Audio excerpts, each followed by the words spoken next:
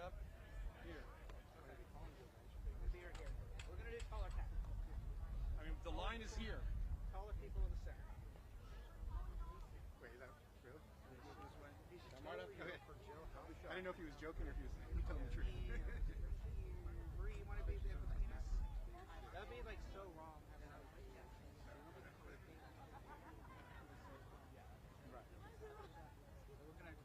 not going to exclude you like that.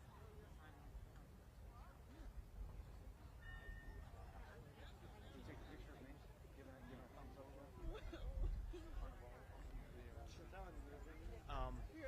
Vertical Jeff. or horizontal? Vertical. Vertical. You're not horizontal, Jeff. Got two. Thank you. Like I'm going to be. You need to take a Katie profile picture where you're like, act like you're talking. And another take it.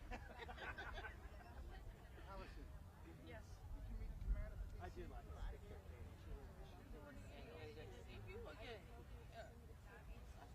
I wish I was full. I've never considered myself a speaker. I don't want to do it right then and there. Idiot first. I'll go like this and then I'll take a closer look. Ooh, that's bad. I do the same where every time I take a photo, 202. Yeah. Yeah, with the carousel. yeah. Can you go, oh yeah. That's a brain. I literally, no one puts my headquarters. I don't know how that happens. Brother, I'm the same way. I don't know what it is. The only time I can take a good picture is myself. I can't do it. Everyone will know where we come from. I think maybe me and you. Oh yeah, like you're great. Let's best picture of that. You don't even have to know who it is. We should get like white man really make us look happy. How do you? Okay, so 16 and I would pay for what? It is. Everybody come. You have to highlight your face. It's actually a light. Okay. No, It kind of looks like it. it's called maternity clothes. There's like a whole Okay, they're moving this way. There's no clothes. I'm still wearing them. There's no Clothes on. Don't sleep on Joe.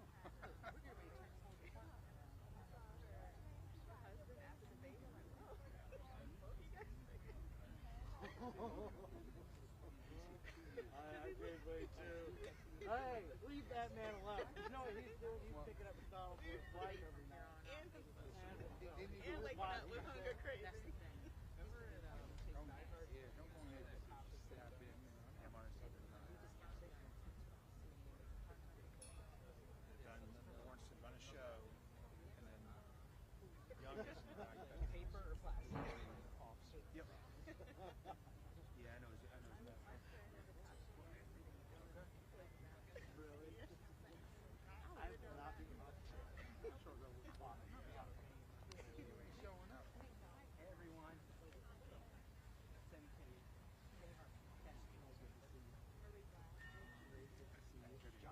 Josh, thanks for being Senator Young.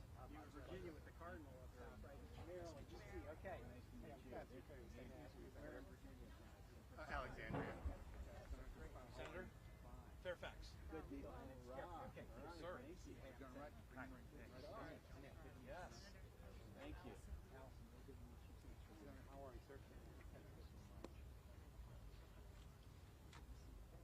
Let's wait for them to finish up.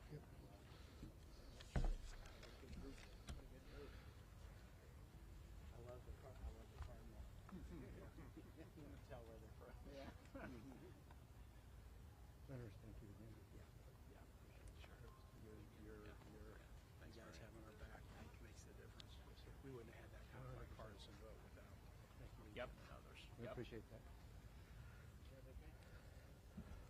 Hey, good afternoon.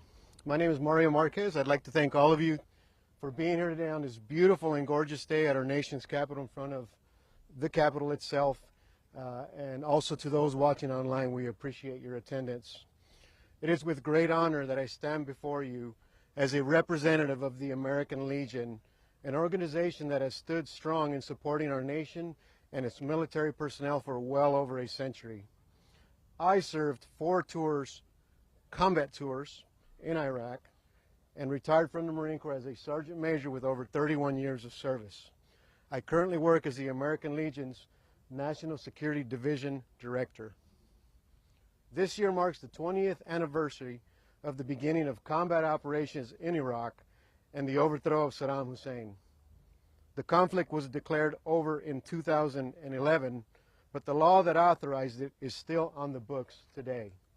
Now, a bipartisan group of senators is poised to repeal that law that sent us into that war.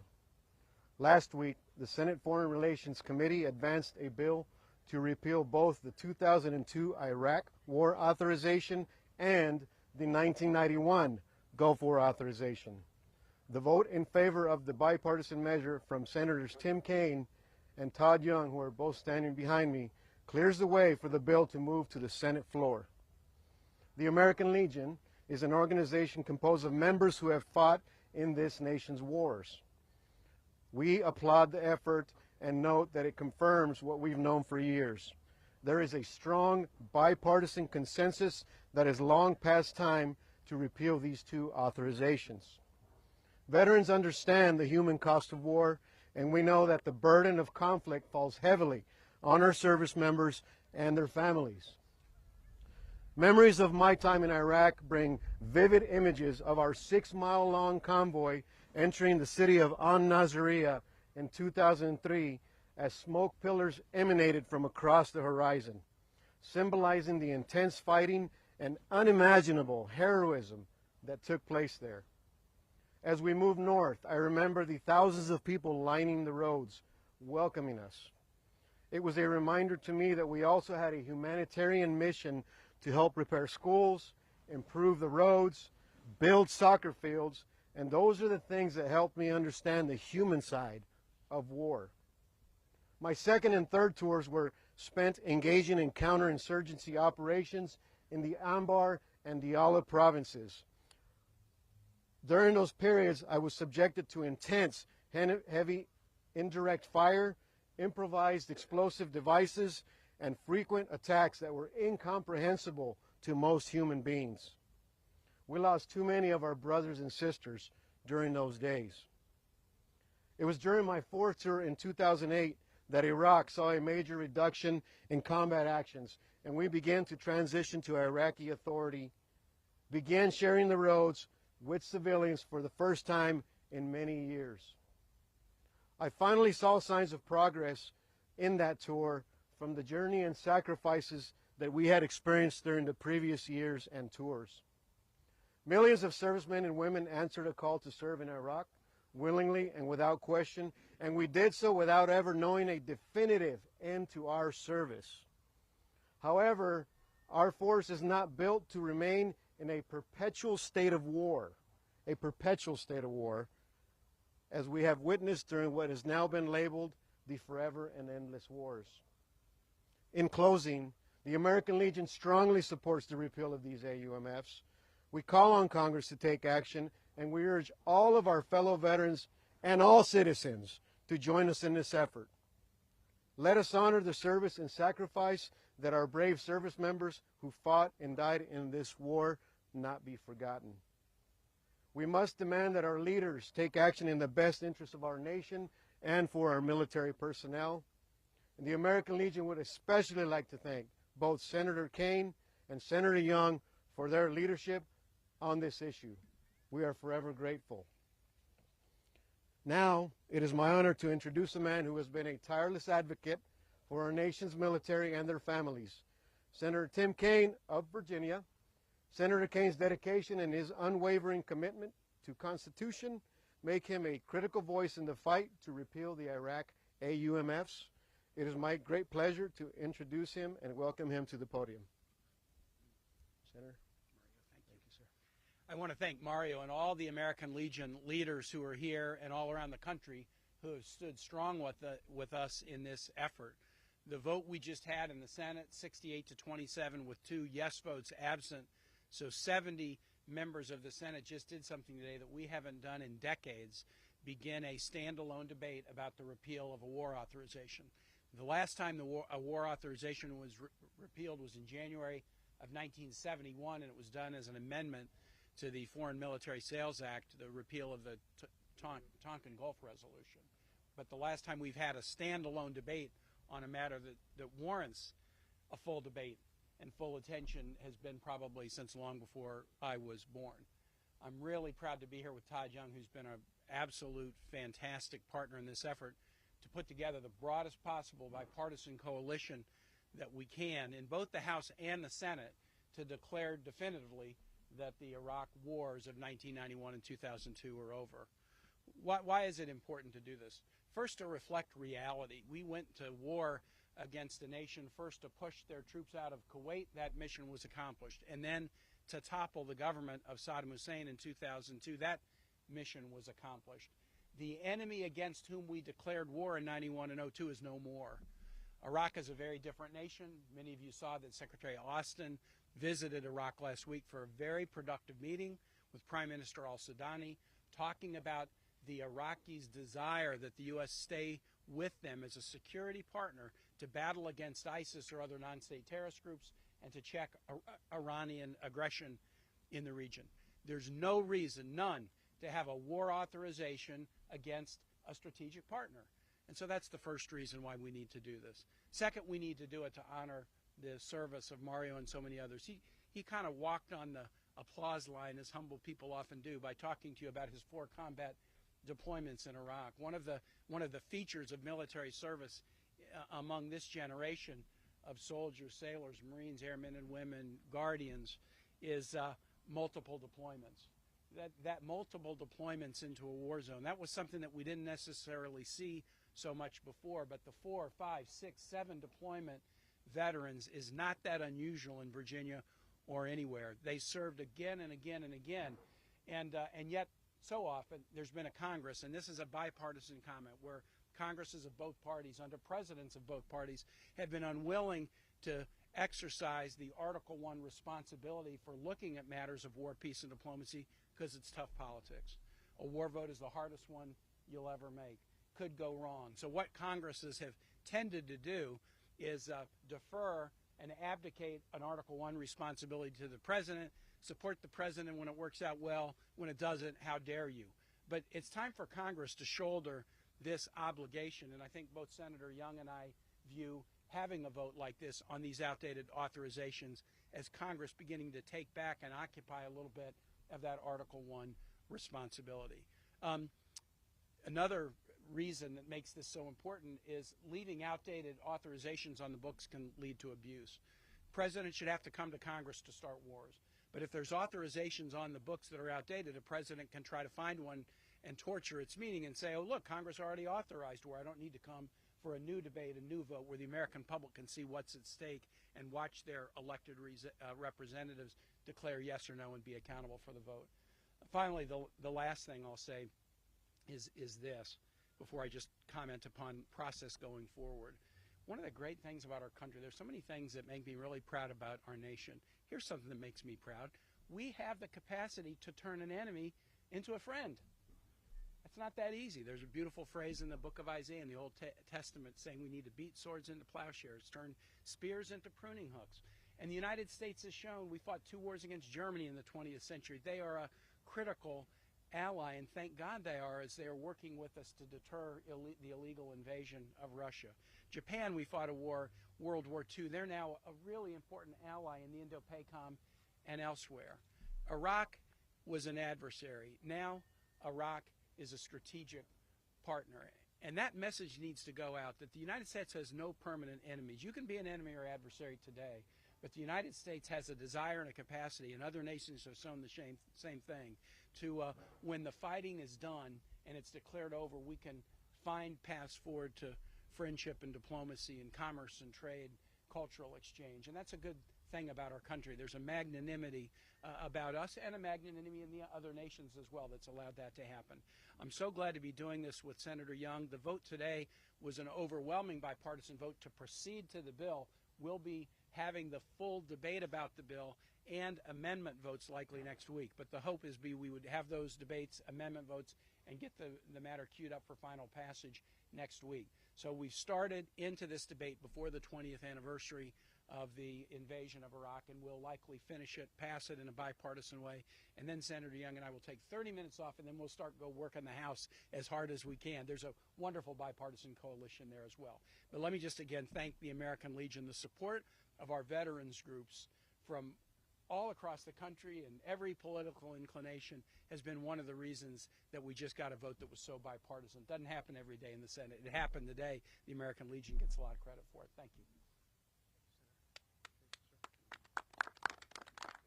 Thank you, Senator Kaine.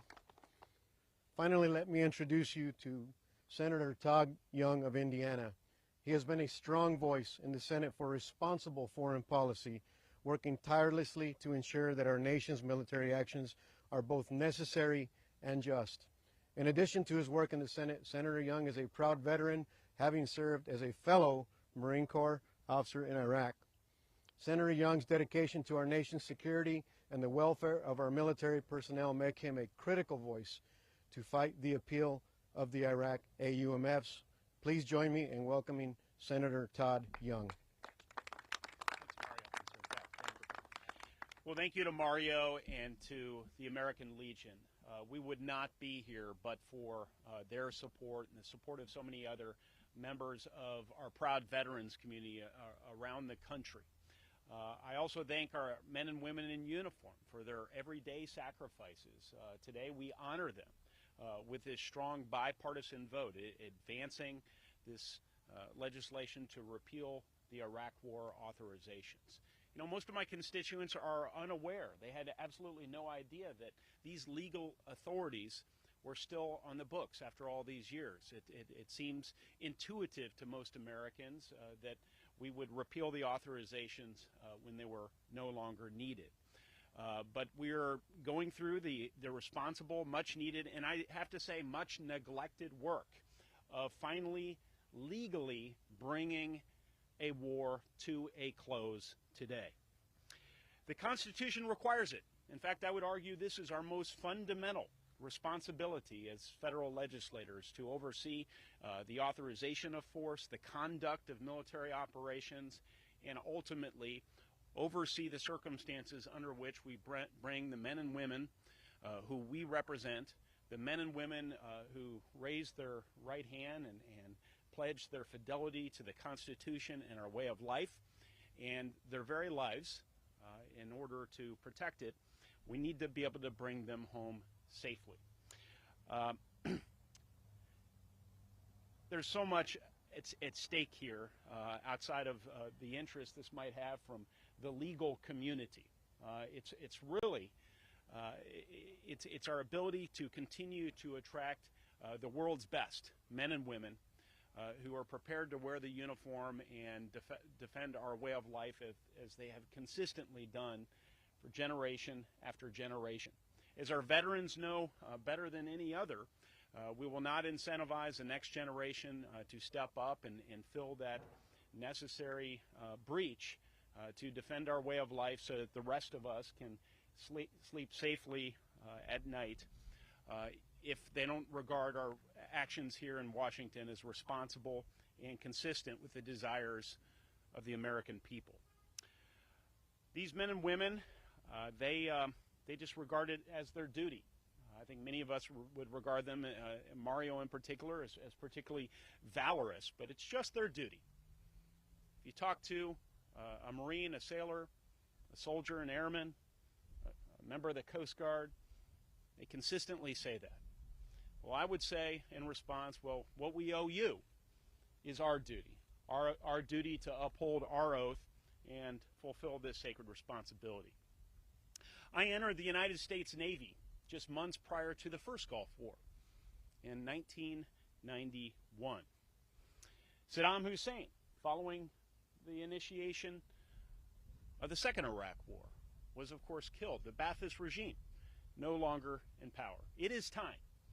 It is time for Congress to have its voice heard on these matters, and I believe this will establish a very important precedent moving forward. so that the people I represent and Senator Kaine and so many others represent know that their voice will matter when it comes to important decisions of war and peace. I'm proud of our bipartisan showing here today. 70 votes supportive is what I anticipate in the end. We received 68 today with a couple of absences. It transcends party politics, transcends political philosophies or geography. It's just representatives of the American people trying to do the right thing at the right time. Once again, I thank the American Legion. We're going to continue to need your help on a going forward basis. Let's get this done. God bless. What a great day it is in America.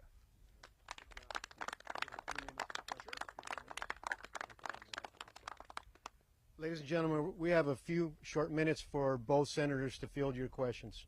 Gentlemen, thank you.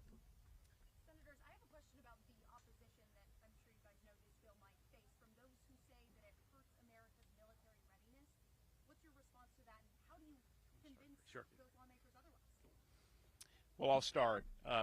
The President continues to be Commander-in-Chief of the Armed Forces.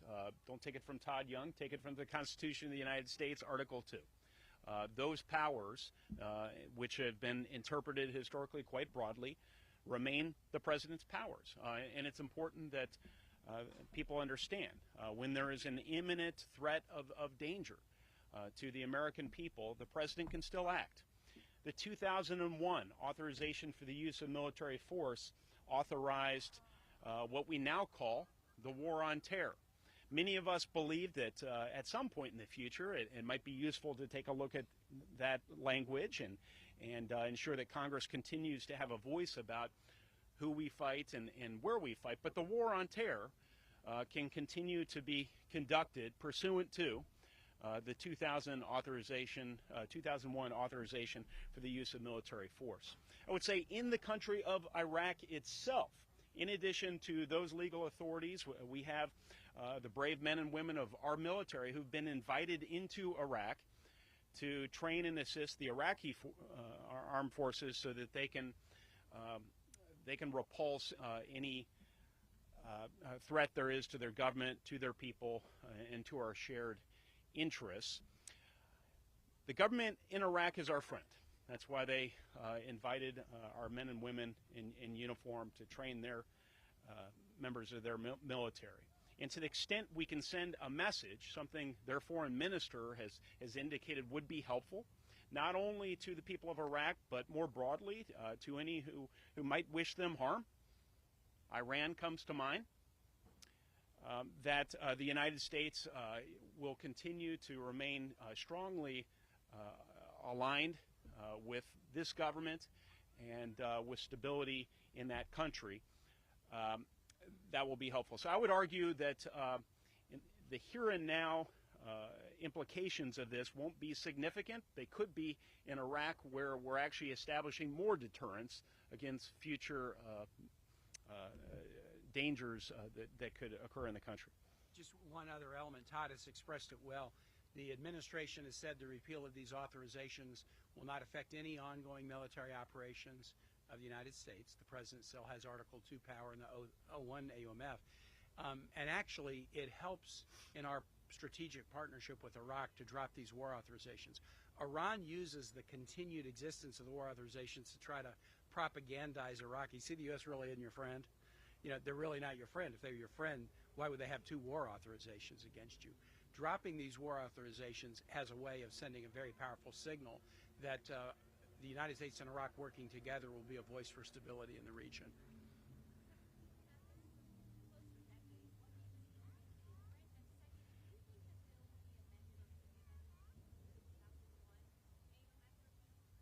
I'll go latter and then former. So latter, there might be an amendment offered to do that, but it would not, right now, it wouldn't get the votes. I think many of us realize the 2001 authorization needs some work. It might need some sharpening, but it is an authorization that's still used by the military and by the United States to protect Americans against non-state terrorist groups. So 22 years later, trying to give it some sharper definition makes sense. Repealing it it would not get anywhere near half votes. I couldn't support a repeal. I could support a revision. And then I have been at it for a while. So why is it different? Todd, Todd being a rock-solid partner, he came into the Senate and had worked on these issues both in the military and in the House, and as a staffer on the Senate Foreign Relations Committee many, many years ago.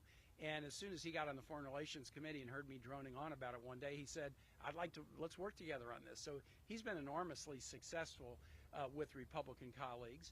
I think as you get to the 20th anniversary, more and more people realize there's potential abuse of zombie authorizations sitting on the books. And I'm going to I'll give President Biden a plug on this. Usually administrations fight you when you are trying to repeal powers that you've granted them. The Obama administration didn't really fight us, but they weren't that wild about it. They were like, well, if you can figure it out, great, but it wasn't like they were going to lean in and help. The Trump administration was sort of hostile to the idea of repealing authorizations for reasons that I understand, I hear him. But Joe Biden was on the Foreign Relations Committee for 36 years, vice president for 8 years. He wants to be the occupant of every square centimeter of Article 2, but he's not threatened by senators or House members getting together and occupying and really owning Article 1 responsibility. So to have a president who's willing to send out an administrative statement, and they sent it out again today, they'd done it earlier, saying, look, repeal these authorizations. Iraq is a partner now. That also helps get some momentum. Does the current geopolitical moment between the Russia's war on Ukraine and threats from China, does that play into why you think this might have gotten some level of political momentum and folks thinking it's time to move on to other wars and threats? I think as we've seen the world get dangerous and more dangerous in so many ways in recent years, it does focus the mind. I think it makes more real, more concrete to regular Americans the possibility that we live with every day, even under the best of circumstances, that our men and women might have to go into a particular geography and fight and be willing to sacrifice their lives to keep us all free. So yes, that indeed focuses the minds. I guess what I would say, in addition, is if that ever happens, if that happens in the near term or longer term, we want to make absolutely certain that the American people are aligned with whatever policy we adopt, and the way we can show the most strength as a country is to have an open and respectful but passionate debate about these matters, collectively decide what direction we're going to go, and then be all in furtherance of that objective. Maybe one more? Is there one more, please? Have you spoken to House Speaker McCarthy, and what's your level of confidence that they'll be voting House? I have not spoken to the Speaker, but the House sponsors are very bipartisan, including people that are really close to the Speaker. This has gotten votes in the House before. A floor amendment to the NDAA, where up to 40 Republicans and all Democrats have voted for it. So we know that the votes are there. But I think Senator Young and I kind of have had the belief the best thing we could do for the House is deliver a big bipartisan vote here. And once we get to that final vote next week, the more bipartisan it is, and 70 sends a really strong message, the more likely we could get the House, hopefully to take it up standalone at a minimum in their NDAA process. But again, I think this warrants attention on its own, not necessarily connected to another big bill. And I'm hopeful, that Speaker McCarthy appreciates just what a broad spectrum of Republicans are supportive of this legislation, not just around the country, but also in the U.S. House. From Chip Roy to Tom Cole, they've not only been supportive of this effort, they've led this effort on the Republican side in the House. I know that will be compelling to Speaker McCarthy as he considers next steps. Thank you so much. All right, thank you, guys. Ladies and gentlemen, thank you. This concludes our event for today. Thanks again, sir. Appreciate it. Appreciate it. Lynn, that's a lot of credibility. We'll be with you on the House side as well. Jeff.